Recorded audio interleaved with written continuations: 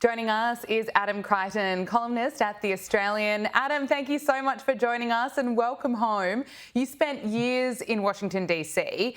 Have you ever witnessed such a rapid change that we're really seeing take place right now?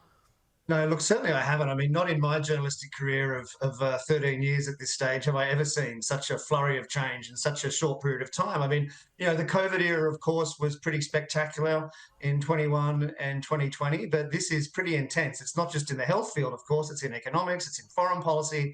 I mean, Trump is just this extraordinary historical force, if you like, who, by the way, 2 years ago was completely written off. But of course has had this spectacular comeback. He's now president and he's been in office a very short time and just done an extraordinary and controversial number of things. Absolutely. We're seeing that right now. Just yesterday, Donald Trump announced that he sees US ownership of Gaza as a long-term prospect. Now, he made those comments during his first meeting with Israel's Prime Minister, and he sent shockwaves around the world. Adam, is Trump serious about this? How do you see this playing out? Well, look, it's very hard to know. I mean, certainly the announcement was absolutely spectacular and historic, and I think very few people were expecting it, and I think half the world is still trying to digest it. But look, if we just go to a week earlier, or a few days earlier with the tariffs on Canada and Mexico, there was a lot of fanfare and they never happened. So this may be something like that. It might be an opening gambit to get a broader agreement in the Middle East amongst the Arab nations and also Israel.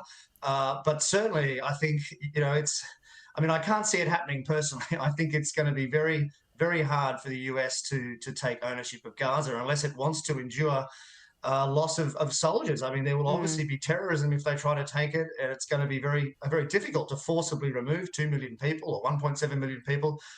So I think it's a very difficult task. And of course, it goes against what Trump actually ran on, which was, to pull the US out of foreign entanglements. This is the complete opposite, of course. And so you do see on social media and amongst his base a lot of disappointment in this announcement. It's interesting you mentioned the tariffs. So I thought of that as well, that it's just a couple of days after Trump made those announcements about threatening tariffs of 25% to Canada, to Mexico, and then just shortly after that announcement, Trump essentially got what he wanted. Mexico and Canada announced that they'd finally start taking action to stop fentanyl flowing into the United States. And so the tariffs have been paused for a month. So I guess the world is kind of seeing the way Donald Trump works, how he's able to bring other countries to the negotiating table. Is that how you see it? Yeah, look, I think that is how I see it. And he also claims it as a big political win, both against Canada and also Mexico. And I guess to some extent that's true. He threatened them with something and then they changed their behaviour. Well, at least they're saying that they're going to change their behaviour in some way. And of course, we saw the same just a week earlier with Colombia. Of course, he threatened them too, and they quickly changed their mind within 7 hours about accepting their citizens back. So I think we're going to see a pattern of this throughout his presidency. And let's hope Australia doesn't get brought into this, but maybe it will at some point. Who knows? He doesn't seem to really care much about tradition and about traditional alliances. That's part of the Trump phenomenon. It's a move away from that, from what a lot of politicians used to call the rules-based global order. Well, that is certainly over now. Trump doesn't really care anything for that. And I think you won't be hearing politicians talk about it anymore because it's too embarrassing. White House Press Secretary Karoline Leavitt says that the mainstream media just can't keep up with the good news flowing out of President Trump's White House. Here she is. There is so much good news, so much winning out of the Trump White House right now that the mainstream legacy media can't keep up with it because President Trump is signing executive order after executive order, delivering on promise after promise, and implementing fundamental change of our bloated bureaucracy and our corrupt government here in Washington, D.C. He was given a once-in-a-generation mandate by the American people to govern and to fundamentally transform Washington, and that's exactly what he is doing. In a way, she's right. There have been so many news lines, so many major announcements, and it just shows you how prepared Trump is to be making these. It feels like he's about 10 steps ahead of everyone else. But Donald Trump is also shaking up the way the media is being run inside the White House. He's open to having podcasters and content creators allowed in the briefing room. You've spent a bit of time there. What do you make of this decision? Well, look, Of course, it reflects the simmering hatred of the Trump people for the traditional media. So I think it's damaging for the legacy media in the US that they're going to have more competition in the briefing room. The briefing room itself is actually very small. I mean, people see the press secretary speak on TV, but very rarely does the camera turn around. It's a small room; not everyone can fit in, and so I think by allowing these other podcasters and influencers and so forth in, and I'm not saying it's a bad decision, but it just physically means that fewer legacy media types will be physically allowed in the room because they're going to have to be on a rotation now.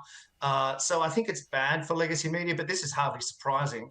And just on the pace of the decisions, I mean, I was actually in DC for the first week or so of his first presidency, and that was largely chaos and nothing happened at all. So the contrast with this is extreme. As you say, he's so well prepared. And I think the quality of people around him and the determination of people around him and the cohesion is much greater this time, and you're seeing the results of that.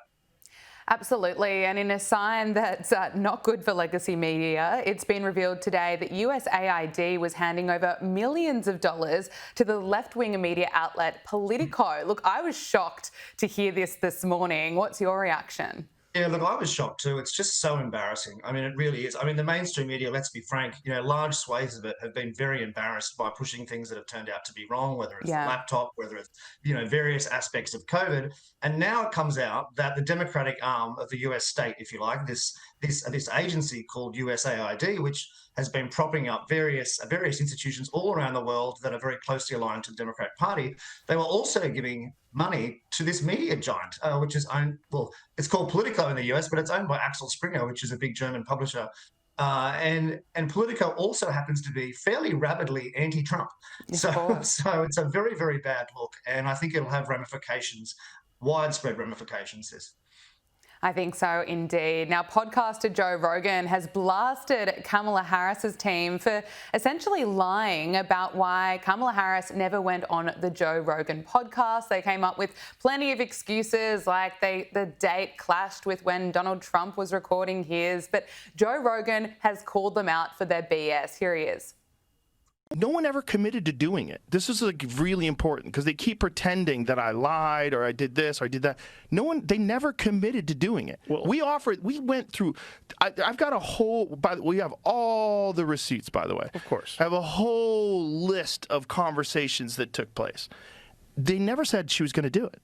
So this whole idea that we her over and then we over for Trump, incorrect, just not true. Adam, I don't think it's a smart move to lie about anyone or anything, but especially when it involves someone like Joe Rogan, who has such an enormous reach. Yeah, look, that's certainly true, but it's kind of no surprise to me that she didn't want to go on that show because she couldn't have handled it. I think she wanted to lead him on and to keep her name in the media and to have people wonder about the prospect of her being on the podcast. But of course, she couldn't do it. I mean, it's a long form interview, and we all know she did very few of those. Indeed, her strategy for the first couple of months from when she was leader was not to do any media at all. And then when she started doing more media, her favorability ratings fell fairly rapidly. So look, I mean, I think if she had have done it, I think it would have been even worse, the result of the election. So, for Democrats, I mean.